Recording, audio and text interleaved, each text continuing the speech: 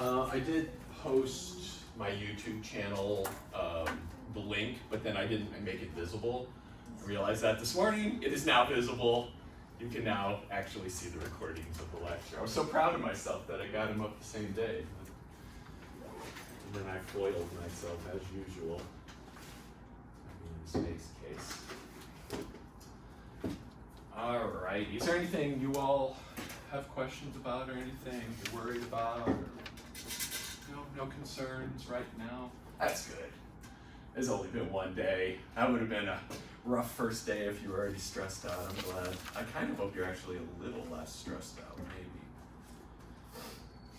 So, yeah. So, do next Wednesday these three problems. Preliminarily. So what I'd like, this is an aspiration. I would like it if we could hand these in next Wednesday, but I would prefer that we talk about them on Monday, and if we need to extend it, we will. Like, I'm not like, I set this date, so this is the date. Let's just get things learned, right? Let's just learn things. But if I say if I say a week from next Monday, you're not gonna start. It won't start this weekend. So start this weekend, ask questions on Monday about these three problems. You will have questions, or you haven't really thought about them. So expect to ask questions, and then please read up through 1.3. As I said, 1.3 is kind of like, that will be challenging, but it's really vital to our class. Absolutely. I mean, all of it is, I guess. So, since there's no questions, I kind of wanted to start off filling in a few gaps from last time. First off, I was tossing around things like square root of 2 is irrational. How many people have seen the proof that the square root of 2 is irrational? Where you assume it's rational and then you derive a contradiction. Not who hasn't or doesn't remember it. Yeah, okay. We could stand to see it again, right? It couldn't hurt.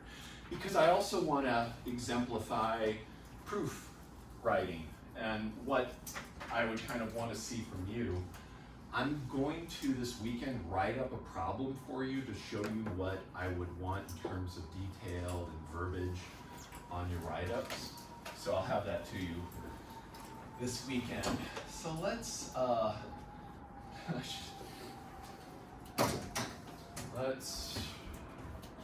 filling the room with pens.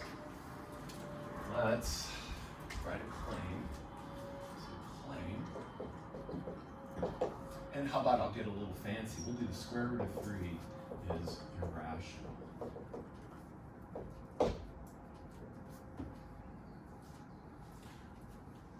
This is the result I want to demonstrate. There is a result we're going to apply to this that is essential. So I'm going to put that to the side. We could think of this as a lemma of sorts. And a lemma is a preliminary result. Just, I want to remind you of everything. A preliminary result used to prove a bigger theorem. And sometimes they on their own are actually great results, but in general, the way you would argue with the math papers, you'd set up a bunch of lemmas that are like, here's my little toolbox. Now I've got those all done. I can call upon them as I need. So this is a lemma, but it's actually Euclid's theorem. It's Euclid's lemma. Well, that worked out well. Euclid's lemma, and it says this: if P is a prime number. Does that make sense when I say prime number? Do you have an idea in your head of what I mean by that? A number who can only be factored as one in itself. So if P is a prime number and P divides A times B. So you may or may not have seen this notation, and you may have forgotten what it means. So I read that as P divides A times b. I could just say AB, but I want to emphasize that it's a product of two numbers. Yes? I can't remember if there was a difference between a lemon and premise. Is there Uh, a difference? Yeah, I've never seen premise used in a formal mathematical arguments. That's more like a philosopher's kind of, it's a philosopher's premise for mathematicians. Yeah, perfect. P divides A times B. And here I'm assuming, and I didn't put it up here, but A and B are integers. So I say A comma B. Is this symbol okay with everybody? Element of, that means it is in this set. A and B are integers. P is a prime number. It's automatically an integer, a positive one. 1, 2, 3, 5, 7, etc.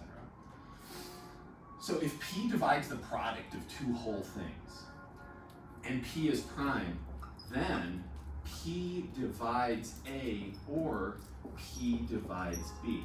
Let's talk about that divides thing, because I feel like that might be, you're kind of like, I don't know, a little hazy on that. Is it okay if I erase middle board? Everybody good? Yep, okay. So what does it mean to say something divides something else? To say X divides Y is to say, and I'm going to write this a couple of different ways, that when we divide Y by X, there is no remainder.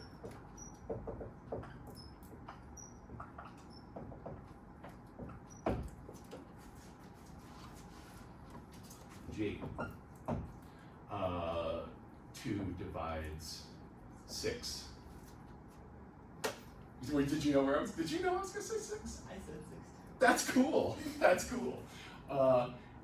And also, what else divides 6, my friend? 3. 3 divides 6. But 2 does not divide 7, so I put a little slash through it like that. Because when I divide 7 by 2, I get a remainder of 1. Another way to say this is Y is a multiple of X.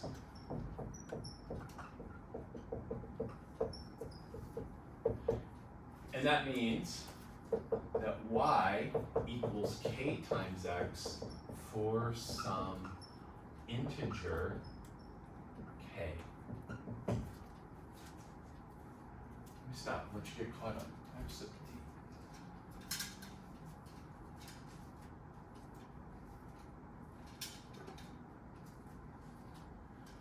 If you look at the syllabus I put up, you're going to see an aspirational list of topics for the semester. Purely aspirational. We'll get to where we get. We're going to get there good. We're going to get there with understanding.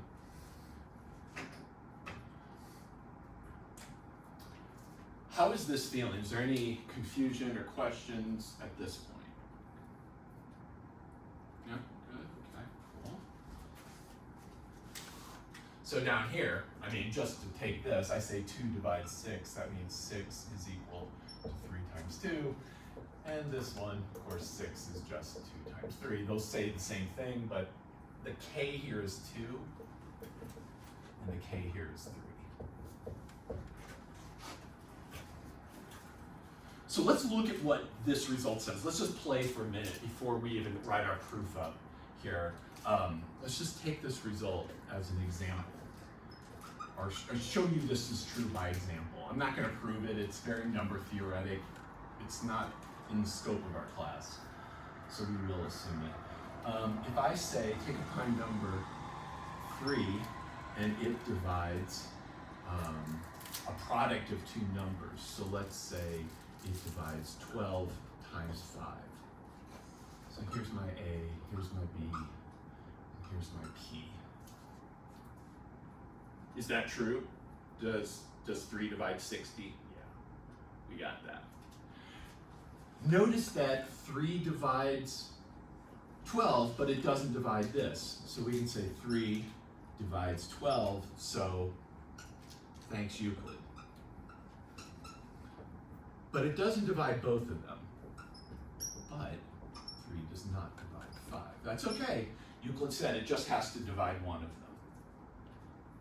Yeah. Is it exclusively one, or could it also be both? It could also be both. So yeah, perfect. So let's check out another example. So here's example 1. Example 2. We could say 5 divides 10 times 25. Here we got lots of division, lots of 5s rolling over here. And we see that 5 does divide 10, and also 5 does divide 25. Now let's take a look at when p is a prime, because the prime part is what makes this actually work. Because the primes are the fundamental components of the natural numbers. They're the essence of factoring. So example 3, let's take a non-prime number 6, because that's 2 times 3 is a factorization. And that divides 3 times 4. 6 divides 12 is all I'm saying. But 6 doesn't divide 3. 6 does not divide 4. This has to be prime. So this is what's called composite, and that's not prime. And you notice that Euclid's lemma fails massively. So p does not divide 3, and p does not divide 4. Let me stop there. Not going to prove it, but does it feel, you can kind of see why that prime assumption is essential. And we can roll on from there. Let me stop for a second, let you finish.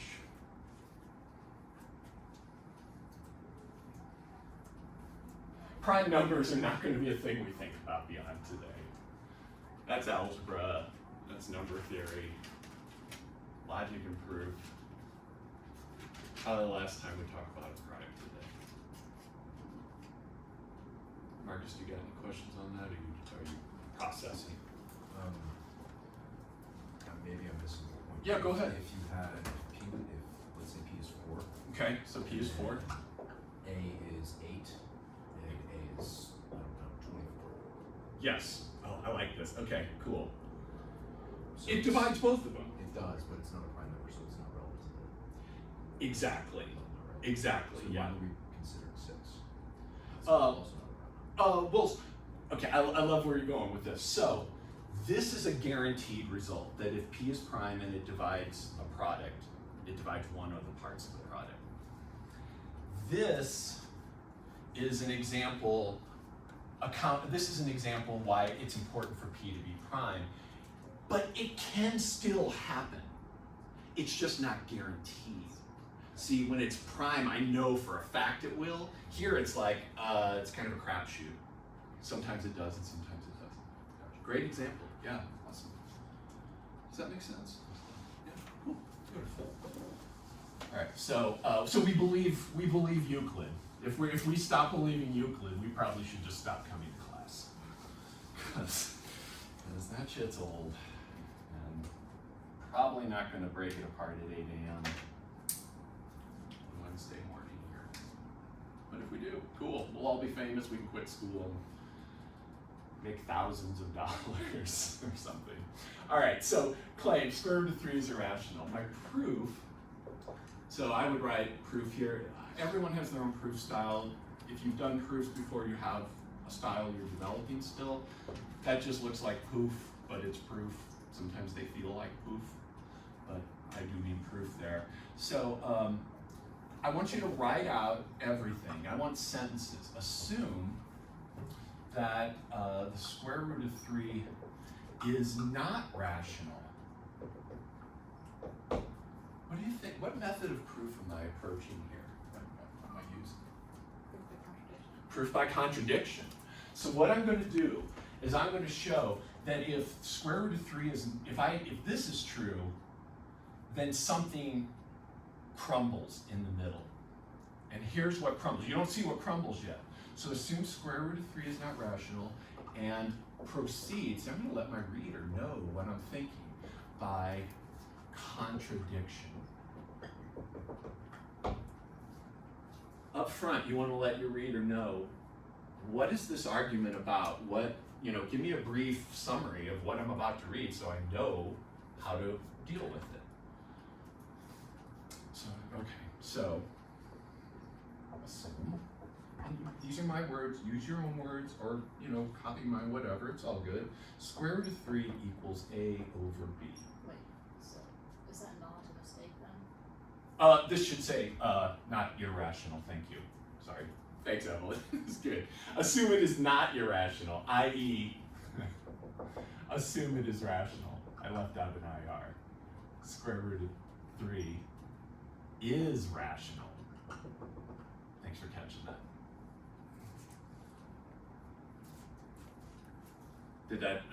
Is that everybody okay with this? I didn't mean to screw you up there. So we're assuming square root of 3 is a fraction, A over B, and this is going to blow up. One thing we can do with fractions, so like if I gave you 4/12, what could you do with that fraction? Simplify it, yeah. So, 2/6 or 1/3, those are all the same fraction, right? They still represent the same ratio from one to the other. So every fraction can be put in a form where there's no common factors between the top and the bottom. So we're going to assume that A and B have no common factors. We've simplified this fraction.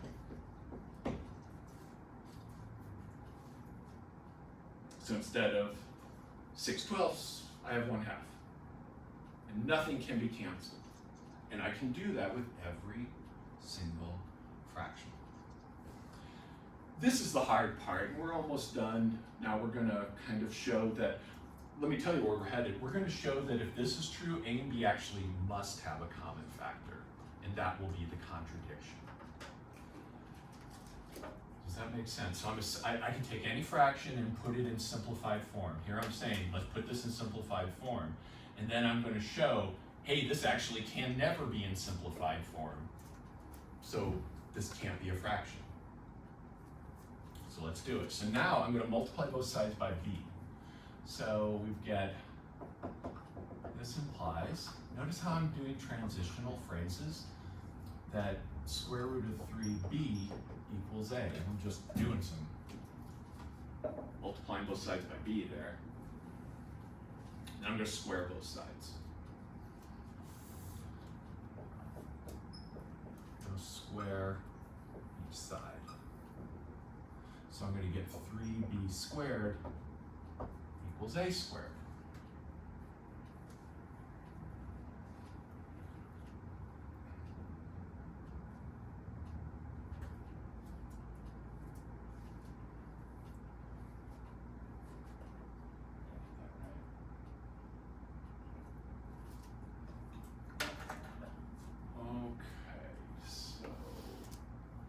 My brain, I just totally blanked for a minute. Like, I've done this group 100 times, and now I'm like, I want to get that 3 is a factor of a out of this, and I see that it must be, but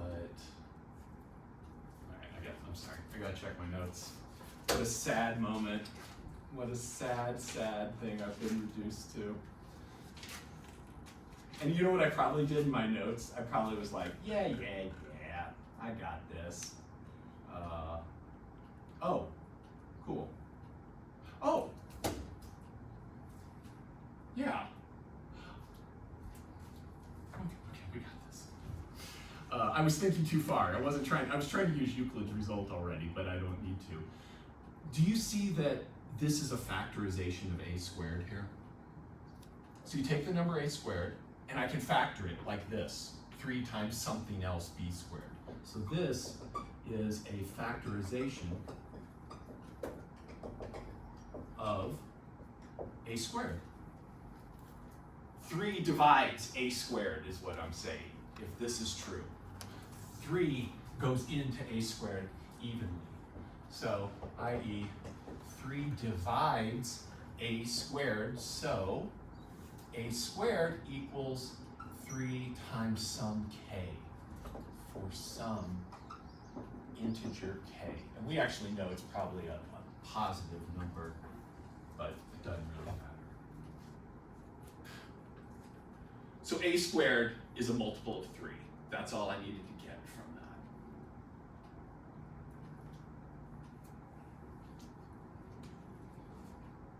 Let me know if that's looking.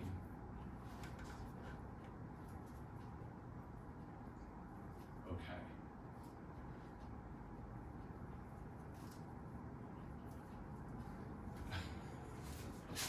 Is it okay? Is it okay, Dr. T? Is it really? 3 divides. Oh, yeah. And even more, let's take this, sorry, I just one step, pull that back, one more. 3 divides a squared. So that means 3 divides a times a. That can only happen, here's my prime, P. Now I'm gonna apply Euclid. So 3 is a prime, it divides a times a, so what can I say? 3 must divide a, or a, but it's the same thing here. So this implies, thanks Euclid, 3 divides a. So let me stop, see if you feel okay about that. Now we're good, now it's home run. Let me clear up this board.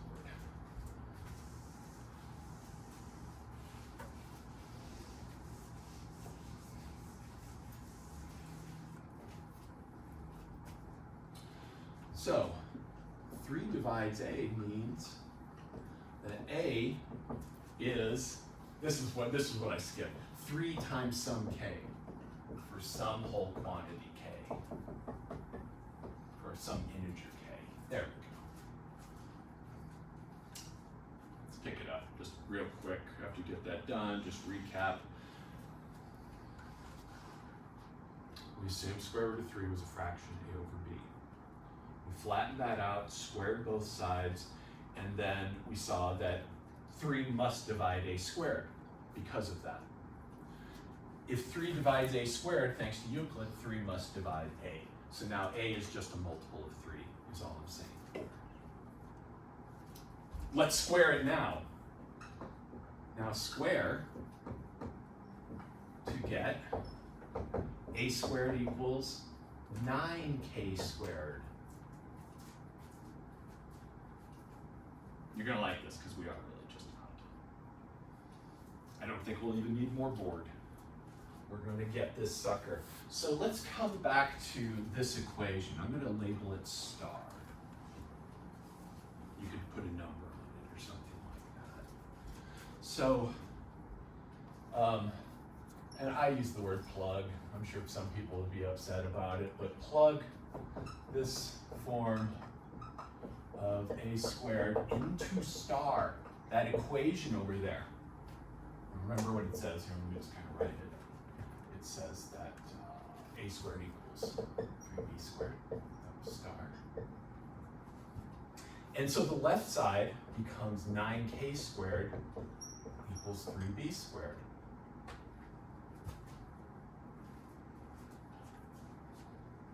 Anything cancel?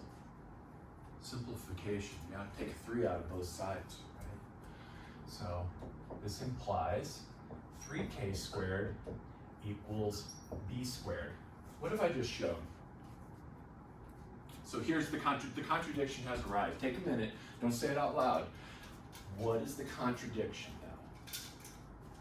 I haven't made it explicit, but it's there.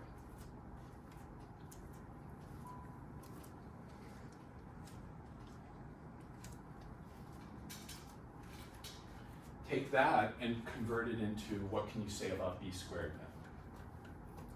It's a what? Multiple of 3. See? B squared is now a multiple of 3. But wait a minute, so is a squared. A squared's a multiple of 3. Now b squared's a multiple of 3. So this means, but this means, so this but is signifying to the reader, oh shit, this is weird. But this means that 3 divides b squared, i.e. b squared is a multiple of 3. Why is that a contradiction? What's the contradiction? You have a common factor. They have a common factor. But I said they didn't. So they must have, and so this can't, that assumption is wrong. But this contradicts, I don't see, I already said but, that's a lot of buts in there. This contradicts the assumption. See, I'm letting my reader know exactly what's contradicted, what is contradicted, that A and B have no common factors.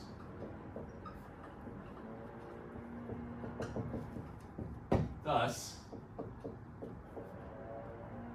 square root of 3 must be irrational. It can't be written as a fraction. There are other proofs. And then down here you put your little whatever, you got symbol that shows people the proof is concluded and you've blown their minds. Or maybe your own. Both.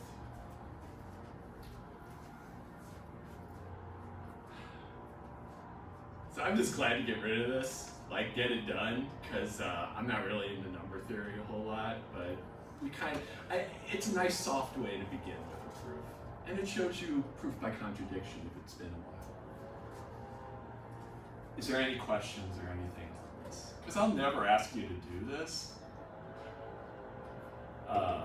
but now you maybe believe it. Proving that pi is irrational or e is irrational, that is brutal. This trick doesn't work because these are just not fun to work with. What's e squared? E squared?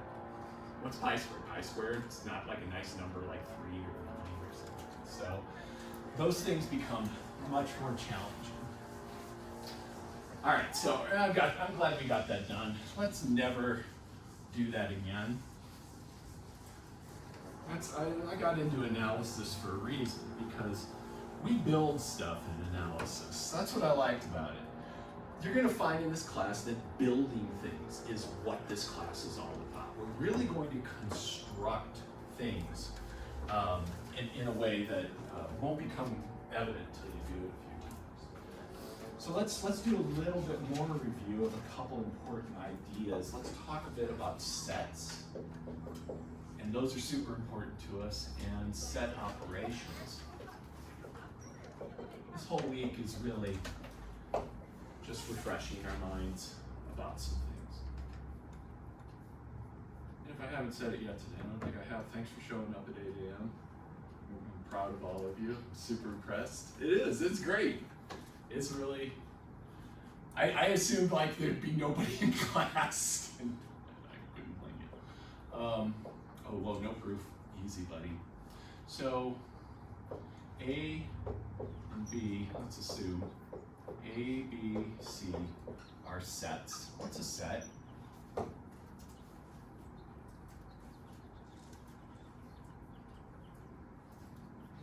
Anyone care to hazard a guess? Or just tell me what it is? All right. Organization per like a definition. Say that again. Organization per definition. Explain to me what that means, because I'm not sure I understand. I think you might be, can you explain to me what you mean? So, like if I were to describe the integers, it would be an organization of values that is per definition. Right? Oh! It's the whole numbers. I mean, you're using a set. Yes. It includes the whole numbers, includes the natural numbers, 0. Yeah. Oh, I like that. So, just like Marcus is a philosopher by original trade. Yeah, I mean, compared to the rest of us, you certainly. And so this is, you're using, the language you're using is not standard, but you got the right idea. Yes. So a set for us, let's make it very specific. For us is just a collection of real numbers. We're just gonna make it super, yeah, so it's good. That was beautiful, and like, you should be a lawyer, because that's like, is it? That makes perfect sense. Perfect sense. My wife's a lawyer, so I don't talk to her about this stuff. A set for us is any collection of real numbers, including the empty collection. Including empty set. Why? How could I get an empty set? So I could say, for this guy, I could say, let A be the set of all rational numbers that, so all Q in Q, so all rational numbers, such that Q equals the square root of 2 times K for some K. That's a whole number. Here I'm basically saying A is the set of all rational numbers that are a multiple of square root of 2. There are none, because the square root of 2 is irrational. In fact, if this were a rational number, watch this, if this is a whole number, and I divide both sides by K, this is assuming that the square root of 2 is a rational number, because Q is already rational. So this set is empty. There's nothing in there. Here's an easier one. Let B be the set of all x in R such that x is less than 3 and x is greater than 3. Convenient contradiction. Yeah, seems to be, yeah. There's no number that's both those things. That's an empty set. So B is empty. And that's okay. Sometimes we have to consider that. It's usually an irritation more than actually anything meaningful for us. A, B, and C are sets. So these are just collections of real numbers. We're going to define some things, just a refresher, that A, what does that mean? What am I talking about? Intersect B. So this is A, or the intersection of A and B. And can someone tell us what that is? What is that? How do you define that? Yeah, Evelyn, yeah. Points that are in both set A and set B. Yeah, beautiful. Can you help me write it out in set notation? For it's the elements of A, which are also in B. Yeah. It might be hard to come up with, because there's so many different ways to do this. So how about we just say this. Little a contained in A such that little a also contained in B. We gotta be careful with that, because I'm thinking that might be inclusion too. We gotta be, you know what I'm saying? Like A is a subset of B. It kind of feels like. So how about this? It is the set of all x that are real, such that x is in A and x is in B. Kind of put you on the spot there, because I guess I had that in my mind. How can you know that that's what I was thinking? That makes a lot of sense. I'm just a bit rusty. It's all good. It's 8 a.m. And you can have nice pictures for these things. So we have this whole idea of Venn diagrams. I think they're called Venn-Euler diagrams, but somehow, I guess Euler had enough credit. So here's set A and set B. This is A intersect B. All those things. Cool. We're just going to do some of the basics here. We only need, I think, about 4 things to remember. So then, define A. What's that one stand for? Union. Beautiful. As the union of A and B. And unfortunately, there's an and in there, which feels very intersection-y, but basically you just smush them all together, and if there's repeats, you just take a single copy of it. So this is equal to the set of x that are real numbers such that x is in A or x is in B. So if I have the old Venn diagram, A union B is the whole critter, just a single time.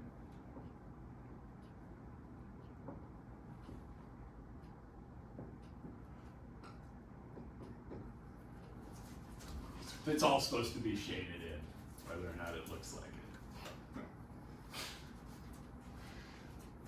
Let's do a couple examples here. So I want to practice some things because these are going to be important. Could you please find the following? I'm going to assume A is -2 to 0. I'm going to assume B is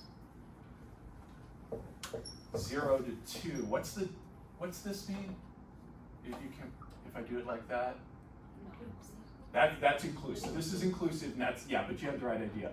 Not included is the soft end, and then included is this hard-ass bracket here.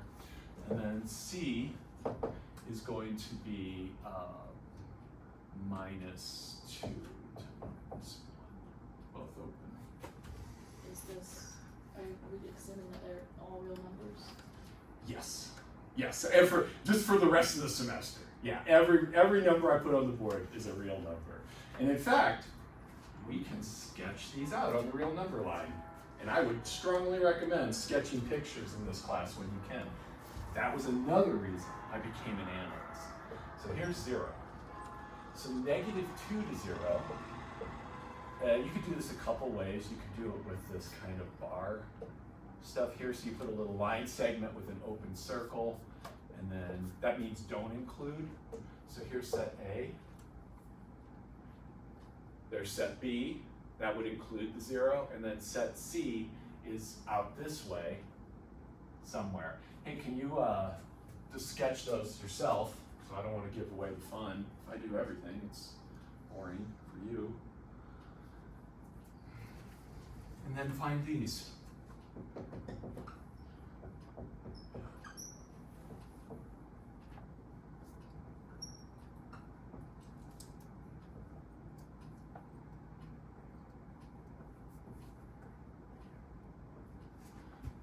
So there's 4 things there, and I got one more.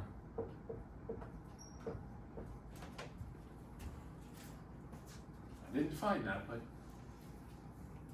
do one of the intersections and then get that result, and then do intersection again with that thing you created.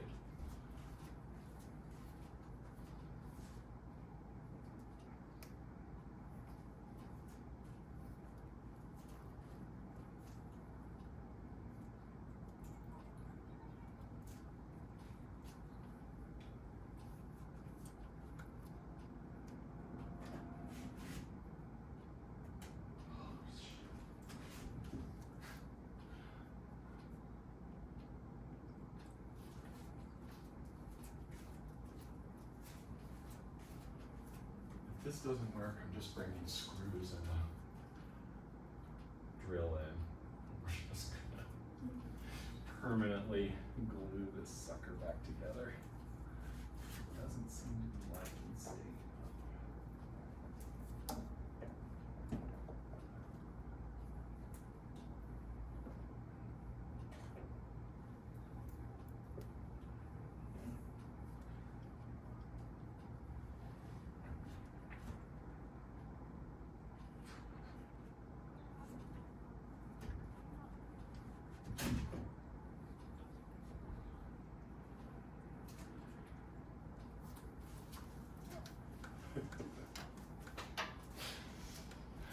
All right. I'll get all the rest of them drawn out here. I'm gonna actually draw them below the next one below here, so we can kind of see it better.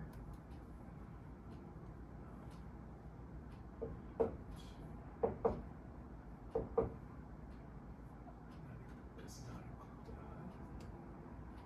Here's B. C down here. There's 0.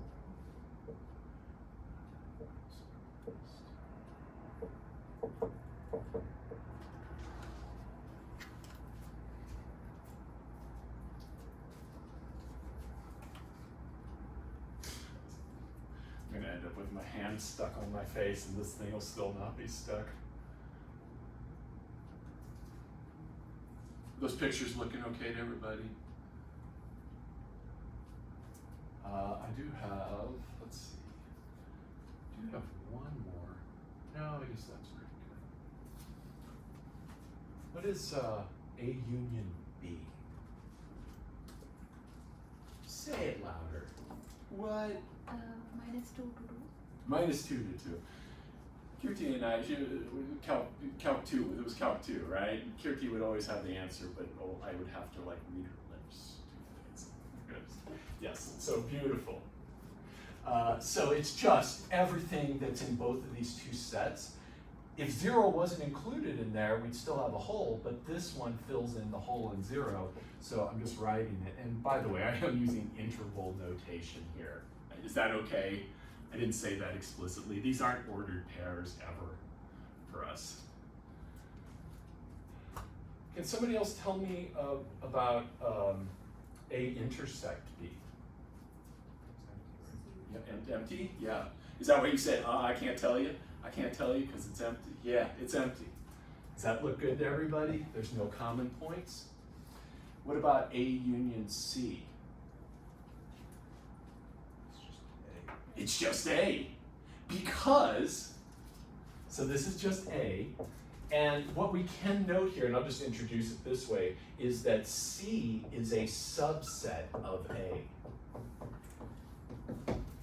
Just using that notation. So when you intersect something that's a subset with the original thing it's a subset of, you just get it back. Or, wait, union. When you do the union, it doesn't really change anything. Speaking of intersections, though, what's A intersect C? Leslie, what do you think it is? I'll probably start calling on everybody here. We'll shake it up. We'll make sure we share the love and the load. So A intersect C, if you just look at these two sets, what's in common between them? It is simply just C. Good job. And then A intersect B intersect C. Well, I've already done A intersect C, and it was C. Now, one thing with these intersections is there's this like commutivity. So you can move these around in any order and get the same intersection. So now I've just found A intersect C, and I know that this is C, and guess what? You also have associativity. And I'm being really careful here. If you see it, then you're good. You don't have to be this careful, but sometimes it's good to be this careful. So this is C intersect B, and C intersect B is what? Nothing. Empty. We started from A intersect B. We could have gone. Yeah, that's true. That's true. There's also that. Yeah. Good point. Does this sound okay? Cool. Nice and chill. Just enjoying the stickiness of the. All right. And I got one more set operation I want to talk about. And two. Quick.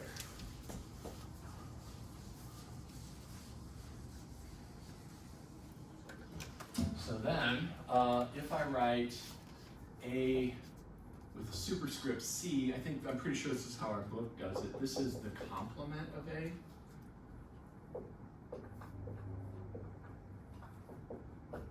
With two E's, no I in there. And this is equal to all real numbers not in A. It's everything outside of A, so it's equal to the set of all real numbers such that they are not in A.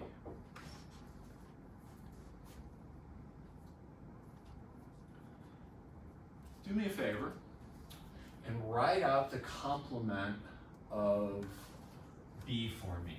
So using that same B that we did before, just take a minute, write that complement out, draw a picture. You got a picture, right? Use that picture.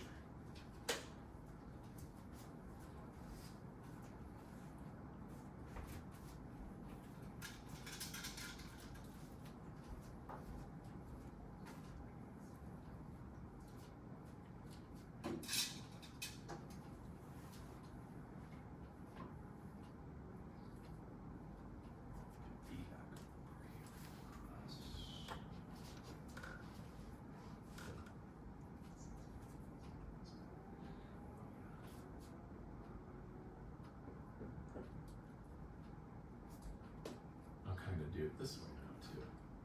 This is okay. So, just to show you multiple ways to do the same thing. So B complement is everything over here or everything over here. So the union of these two pieces. If you have to skip something to describe it, use a union. So B complement, where's the leftmost number? Negative infinity. Negative infinity. And we can't get there, not in this class. In complex analysis, we can get there. Not in this class. Or in modern geometry, we went to infinity all the time. But minus infinity open, up to 0, not including 0, because 0 is in the set. Union, skip over that, pick up the 2, because the 2 is included in the complement, and then we run to the other furthest point. Sound okay? Oh, awesome. Great, great, great. I got one last definition for you, and this is set difference. So if I take A minus B, and this is written a couple ways. I like to do it with this slash that is downward to the right. So it doesn't look like a traditional division sign, because that is something special in a bunch of places. Or you can actually do, I've seen it like this, A minus B, but I kind of like that because it reminds me we're in set land, and these aren't just two numbers. So this is the set of all x that are in A, and x is not in B. So you're removing B from A. Remove B from A. And another way to write this would be, notice how this none of this segment right here, it also says x is an element of A and x is an element of B complement. That's what this means. So what's a cool way to write that? With that and in there, I've got an x that's in two different things. No intersection. Was it? E intersection. A intersect B complement. So you can do this like this. So we've already done it. Something we understand how to do. Cool. All right, so now, question mark? No, just scratch. Oh, okay, cool. All right. Sorry, I got such a hair trigger. Always keeping an eye on what's going on out there. Now let's have some crazy fun. You may or may not have done this. Depends on who, when you took or where you took your logic and proof. Probably here. Not sure if they covered it or not, so we'll see. I think Cyber does. So let A1, comma, A2, comma, A3, comma, A4, dot, dot, dot, ellipses to indicate that continues. So I have an infinite collection of sets. Countable infinity, because I can list them. Anytime you can list an infinite number of things, that is a countable infinity, because it's literal. Countable means I can list it. Kind of, right? I can indicate that the list goes on and on. Be sets, be subsets of R, real numbers. So, let's talk about this. Consider the intersection. Now I'm going to show you an indexed intersection. I equals 1 to infinity. That's a big intersection sign, kind of like a big sigma, big sum sign, but it's an intersection sign. I goes from 1 to infinity of A sub I.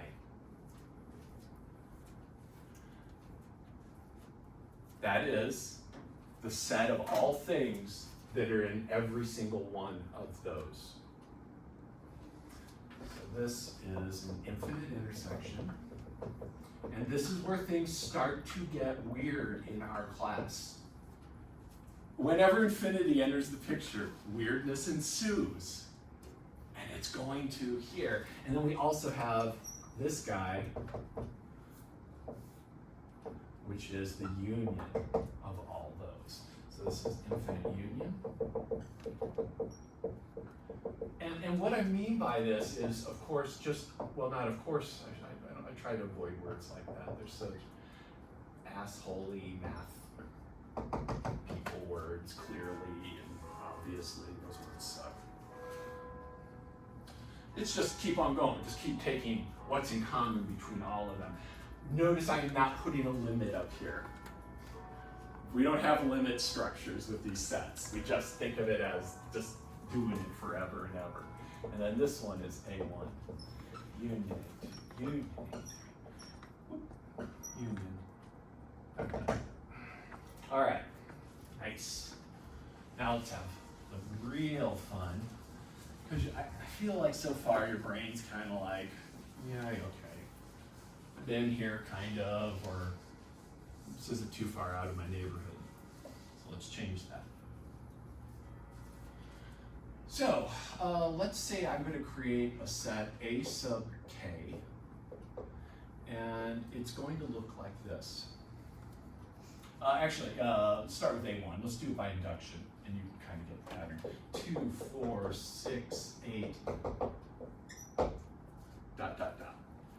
All the even whole number, the even positive integers, even naturals. A2 is 4, 6, 8, 10, dot, dot, dot. A3 is 6, 8, 10. Do you see what's happening? We're slipping to the right. Yeah? So A1, if I was drawing pictures, and as I said, I would draw pictures.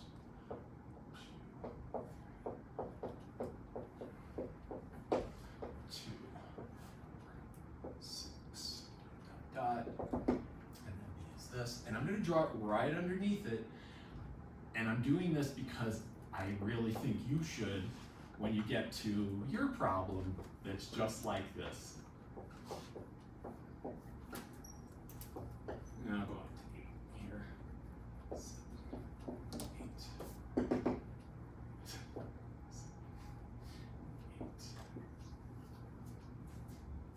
And then one more. Right underneath. 6, 8. And those numbers are the same.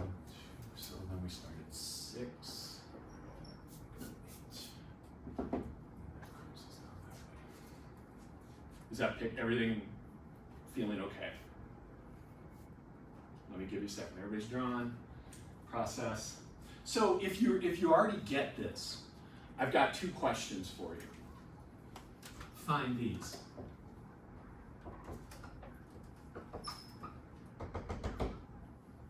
And find this.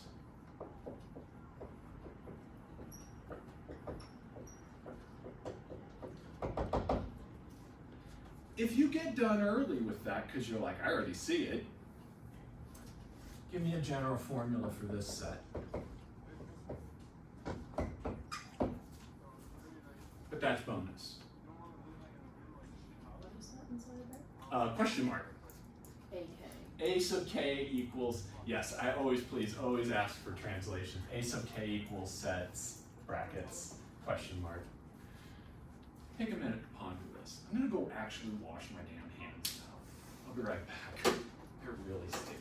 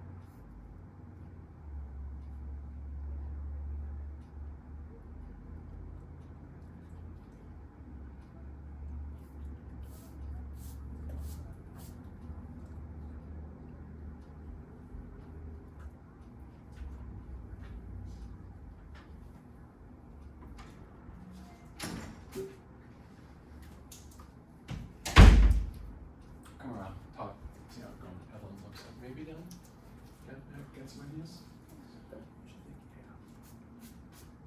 That's yeah, I love it. Yeah. Okay. Nice. Good. Shit. Let me think of something harder. Still thinking.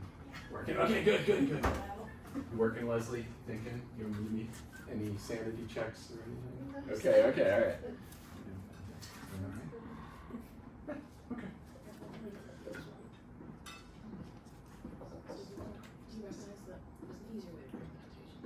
That's okay. You don't have to be sorry. No sorries are needed in this class ever, unless you like punch me. Let's see what we should. Oh. Yeah. What do you think about that one? What is that? So tell me which one that is. Game one. I mean, you don't have to put it down. You just say equals. I will tell you that the answer is a single thing. There's an answer. So let me ask you this. So like you say, it's some element. Let's say you think that it might be a sub k. That would mean that 2 times k would be in there. So notice the first number is always, and you got that, right? So if some a sub k in there, that means that some 2 sub k is in here. But since we're doing intersections, you will eventually slide past anything you assume is in there. So anything you say, I got this in here, wait a minute, no, we just left it. So what would that mean? If anything you think might be in there isn't in there, what do you think is in there?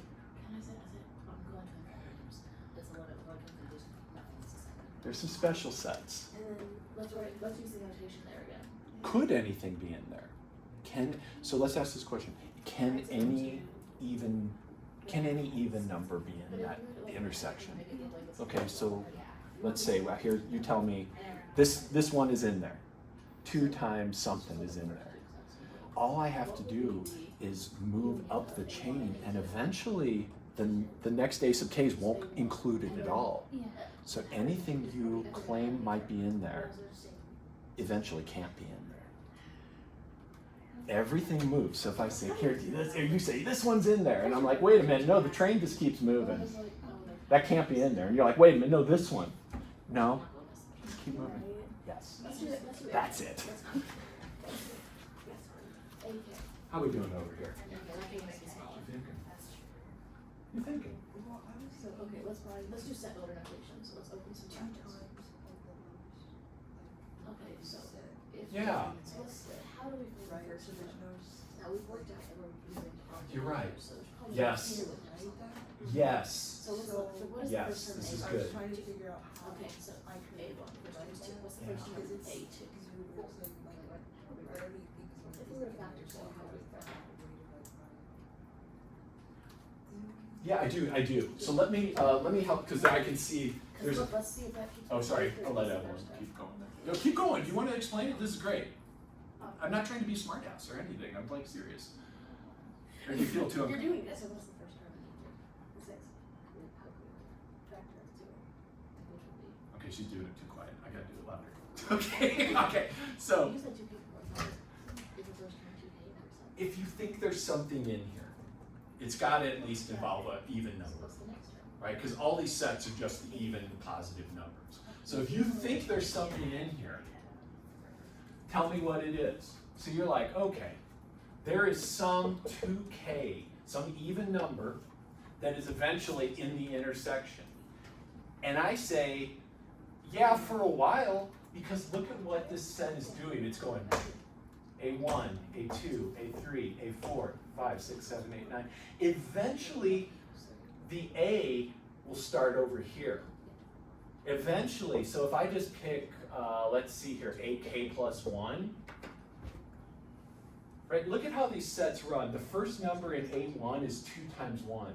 The first number in A2 is 2 times 2. First number in A3 is 2 times 3. So the first number in this guy would be 2 times k plus 1. That's way farther than this thing right here. Well, it's not way further, but it is just one even jump to the right. So whatever you think might be in there, eventually one of the A's goes past it and it's not in any of the rest of them. It's gotta be in infinitely many of them. And if you pick a stop point, eventually this train passes you by and leaves it behind. So anything you think might, is this what you were thinking? Anything you think is in there isn't in there. So there's nothing in there. Yeah. Don't say infinity. I mean, could you write a sub-infinity? To like. No. No. Because I don't know what is that? Tell me, I like this question a lot, but what would it be? Define it for me. It'd be the final set of the subsets of R. So it would And we'd have to write that sentence, I think. So it'd just be whatever the final set contains, because all prior sets will contain it, but nothing past that will contain it. My God, this is getting mystical. Yeah. Because I mean, it's just if it's an infinite set, it looks, you treat it more like a limit than it's an empty set. Yes. Otherwise, theoretically, if they're all subsets of R, is there one that finally stops and still has a point in it? Because that point would That's a also be great all priors question. that So subset. let's talk about infinity, because I think maybe you're thinking about infinity in a way that a lot of folks think about it. Infinity is simply an aspiration. Infinity doesn't exist for us. Aspiration, is this the second time I've said aspiration? Third. Wow. It's another aspiration. Our third aspiration of the day is infinity. Can't ever, it's not a place we can ever get to. And you're gonna learn that there's like an infinity this way, but then there's an infinity this way. Infinitely close. Infinitely. Yeah. Yeah. Seems like derivatives. Yeah. Well, I mean, they need this. Can't do derivatives without real analysis. But this sucker is empty. What about that sucker? It's just a subset of A. It's subset of It's A1. It's not a That's not a subset. It is A1. Oh, well, couldn't you say that it is, you wouldn't be able to say it's a subset of A? Well, every set is a subset of itself, technically. So you could say that. So in Lawyerville, you still win the case. But I would just say it's equal to A1. Because everything here is a subset of A1. Right? So this is literally just the first set. Look at what we got here. You take this set, and then you toss this in. That doesn't change it. It just says, oh, well, that's still in there. So, okay, that didn't change it when I unioned that. So now union this. Well, the 6 and 8 and the 10 are already in there. So I can't really change this by tossing in more points down here. They're not going to change what's in there. What time is that? Oh, We got 3 minutes, we're good. yeah, let's do one more, really quick. I want to go the other direction, really quick.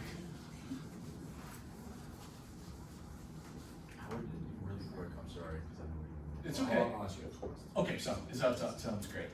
So B equals. Let's not be too painful. I won't be mean.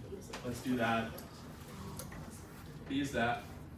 It is B sub k is this. It goes from 0, including 0, to the point 1 over k, not including that point. So it's a soft landing. It's there. K and I know you said everything's from number. Yeah, so you're right. I do need to be precise. Also, it's a whole number. There's a whole number, indeed. So B1 is 0 to a half. B2 is 0 to a third. B3 is 0 to a quarter. And I think I kind of might just leave this with you for the weekend, and we'll pick up here on Monday. Yeah, you're right. Good. You got it. I did it for you. I knew what you needed. So what I need you to find for me are these 2 things. And since it's over the weekend, I'm going to make it a little worse. So B sub, put a K there, stick with K. And I want you to find this. Wait, why does B1 start at 0 and 1/2 instead of 0 and 1? You define Oh, first thank you. B1. Yeah, shit. Yeah, thanks. These are all asked backwards. Let's, yeah, you're good. You're going to be good help for my ADHD mind that apparently no med can solve. So, apparently. So let's try. So you want the infinite intersections and unions. the infinite intersection union, and then I want you to do the same with this set. 0 to 1 over k, but not including the 0. So this includes the 0 for the definition. This does not include the 0. So please find this and find this. And I should say k. I'll get it before everyone does. So there, fix myself.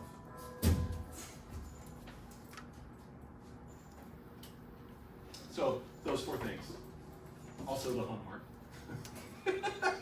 But look at the homework first, happily. If you're just like having a beer on Friday and you want something to think about, there you